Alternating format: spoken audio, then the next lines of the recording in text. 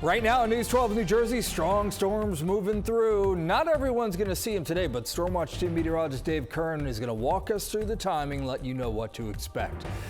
Get ready, experts predict we could see record numbers of boats on our lakes and bays this holiday weekend. We ride along with the folks from CETO on how you can stay safe on the water. Plus, we were there letting legislators know that our blood money was stolen by hospitals. And millions of dollars meant to go to groups to help save lives diverted at the last minute by lawmakers. A look at where the money's going to now and what's being done to stop the funds from being diverted.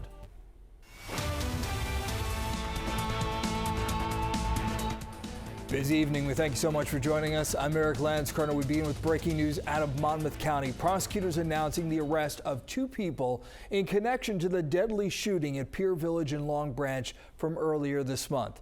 A juvenile as well as 18-year-old Dwayne Exelis of Woodbridge are both facing multiple charges in the shooting. However, the minor, who has not been named because of his age, is charged with murder.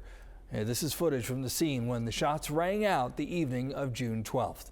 The victim, 18-year-old Christopher White, was a popular TikTok creator and had gained more than 4 million views. White played on the Woodbridge High School football team and graduated last year. He was killed just 2 days shy of his 19th birthday.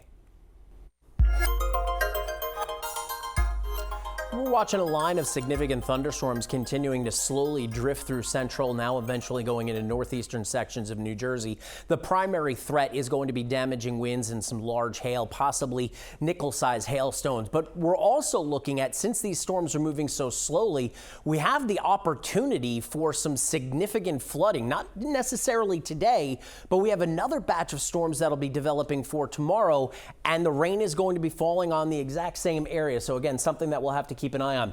The other part of this storm is the lightning and the amount of lightning that we continue to see. This is a really prolific system with thunder and lightning. The skies are going to get dark very quickly. Wind-driven rains are going to be moving through. On a scale of 1 to 5, the intensity, we're only looking at a 1, but each individual storm has a bit of a punch for these storms. And there will be another line of storms developing as we get into tomorrow. This is when the cold front comes through. This is where we're more than likely going to see even bigger storms for tomorrow afternoon. I'll talk more about that with the 10-day coming up in just a little bit. Eric?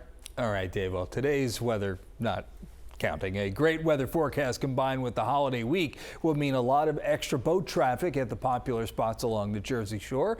Our Jim Murdoch rode along with CETO Central New Jersey, who'll be keeping a close watch on the Barnegat Bay, and they have important advice to help make your outing safe and enjoyable. Chaos. That's Captain Walt Bond's prediction on what the bay will look like by the 4th. The volunteer firefighter from Pennsylvania traded the hills of the Philly Burbs for a career on the bay. You can't have enough water on the boat. Listen, if something happens, always just have a plan. Have a case of water in the boat. And bring extra life jackets for the unexpected guests. Put your arm through that hole there, okay, and now you're all set. Once the jackets were secure, it was time to set off. Bond says 2 mistakes lead to the majority of incidents. Speed is not knowing where you're going. Mixing those two together create all kinds of problems. Staying in the channels and knowing the depth of the water will prevent running aground. He expects thousands of watercraft out here by the 4th of July holiday. When approaching swimmers, shut down those engines. And don't forget bug spray.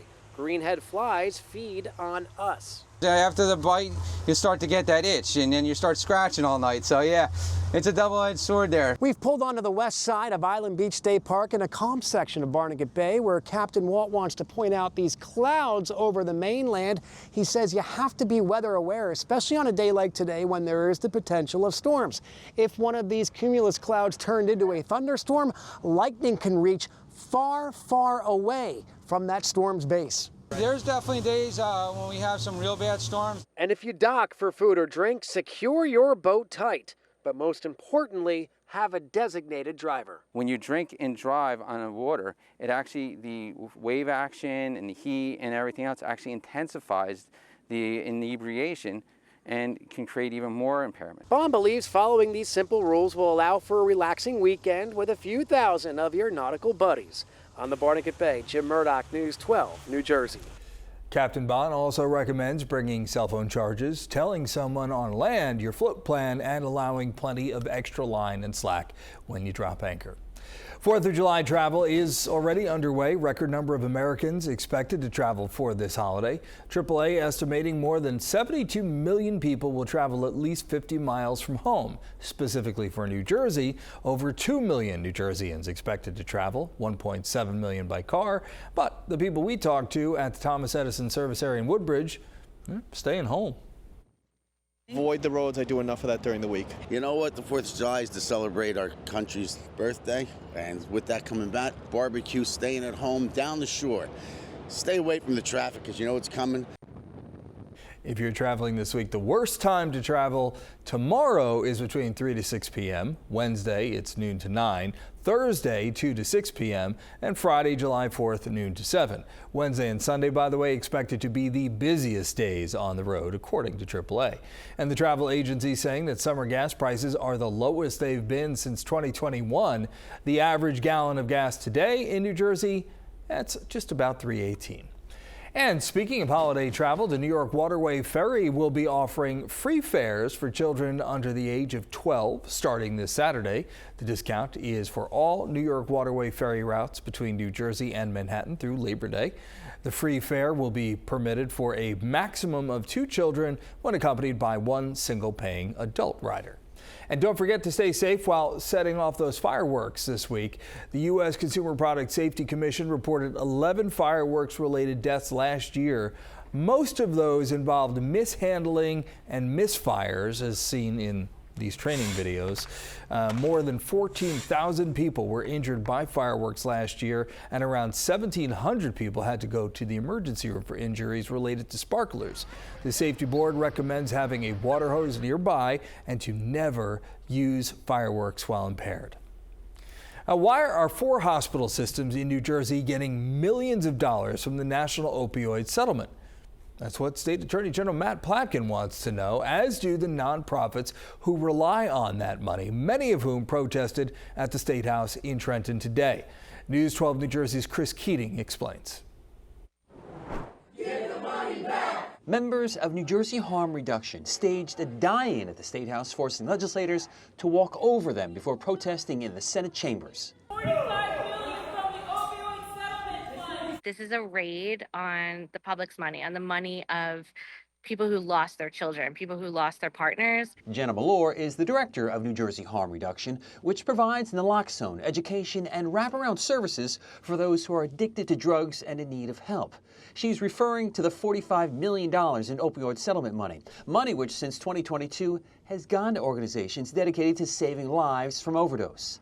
Money that legislators have instead proposed in this budget go to Atlantic Healthcare, RWJ Barnabas, Cooper Health, and Hackensack Hospital. And there's no strings attached to these hospitals. There's no explanation of how they're using the money.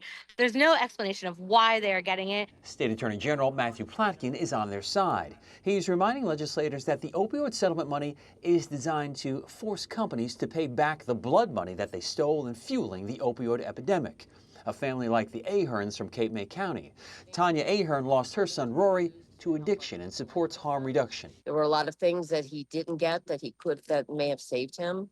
These funds are normally spread out through the state. The Middlesex County Prosecutor's Office runs Blue Care, a 24-hour hotline for those in crisis. Townships like East Brunswick use the money for education and have plans for a Narcan dispenser. Those who work with harm reduction hope legislators reverse this decision. Otherwise, they'll rely on Governor Murphy to veto that item in the budget. Chris Keating, News 12 New Jersey. Jury deliberations in the Sean Diddy Combs sex trafficking case off to a bumpy start. About an hour after the panel began deliberations, the foreperson sent a note to the judge saying a juror appears to be struggling to follow the instructions that were set. A few hours later, the presiding judge then sent a note back reminding jurors to deliberate and to follow his instructions on the law. This comes after 7 weeks of sometimes graphic and emotional testimony. Combs has pleaded not guilty to the charges. All right, take a look right now at the Senate floor. This afternoon, Republicans trying to push through that tax and spending cut, the One Big Beautiful Bill. ahead of President Trump's July 4th deadline. Democrats united in opposition. A nonpartisan congressional budget office, the nonpartisan congressional budget office, releasing a report on the proposed bill, saying nearly 12 million people would be without health insurance over the next 10 years because of steep Medicaid cuts, and it would increase the deficit by over $3 trillion. Some Republicans dispute those projections. On new tonight, women's professional basketball is welcoming 3 new expansion teams. Before the end of the decade, the WNBA will have new teams in Cleveland, Detroit, and Philadelphia. That'll be a total of 18 franchises, an all-time high for the league. Cleveland's new team set to start in 2028 and respectively followed by Detroit and Philly in 2029 and 2030. Cost of commuting is going up again. We're making dollars and cents of how much your next transit fare is going to be. And here's a look at the closing numbers on Wall Street.